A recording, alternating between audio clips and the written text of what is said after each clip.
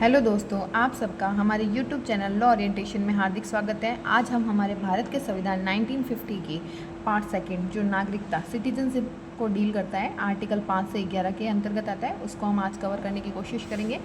सबसे पहले हम आर्टिकल 5 संविधान के प्रारंभ के समय नागरिकता से संबंधित आर्टिकल को डील करता है। संविधान के प्रारंभ के समय का मतलब है 26 जनवरी 1950 से संबंधित। ये हमारे सिटीजनशिप बाई डोमिसाइल को बात करता है। यहाँ डोमिसाइल का मतलब होता है एक ऐसा कागज जो ये सिद्ध करता है कि आप भारत में रह रहे हैं। इसको हिंदी में अधिवास कहेंगे।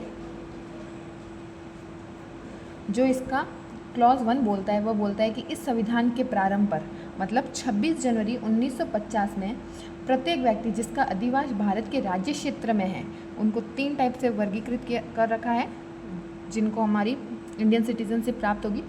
जो फर्स्ट है वह बोल रहा है कि अगर कोई व्यक्ति जो भारत के राज्य क्षेत्र में पैदा हुआ मतलब बाय बर्थ, अगर उसका जन्म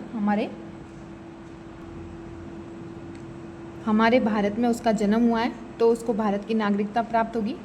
सेकंड क्लॉज, अगर उसके माता पिता मतलब उसके पेरेंट्स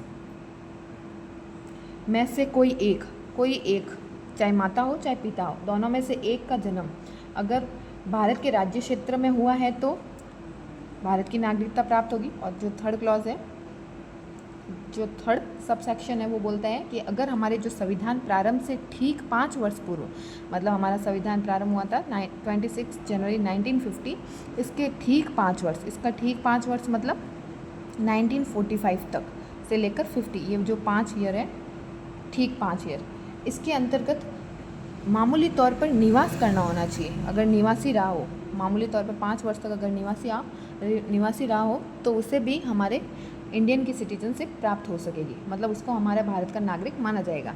ये क्लॉज 1 बात करता है। और क्लॉज 2 बात करता है कि अगर हमारे ग्रैंड पेरेंट्स मतलब हमारे नाना नानी दादा दादी इनका जन्म हुआ है अगर हमारे भारत के अंदर, तो उसको भी हमारे भारत की सिटीजनशिप प्राप्त होगी। अगर हमें 26 जनवरी 1950 की नागरिकता लेनी होती है, 26 जनवरी 1950 की अगर हमें नागरिकता लेनी होती है तो हम हमारे आर्टिकल 5 से लेकर 11 के तहत हमारी इंडियन सिटीजनशिप प्राप्त करेंगे। लेकिन अगर 26 जनवरी 1950 के बाद की हमें नागरिकता चाहिए तो हम हमारे कॉन्स्टिट्यूशंस एक्ट जो 1955 का है उसके तहत लेनी होती है।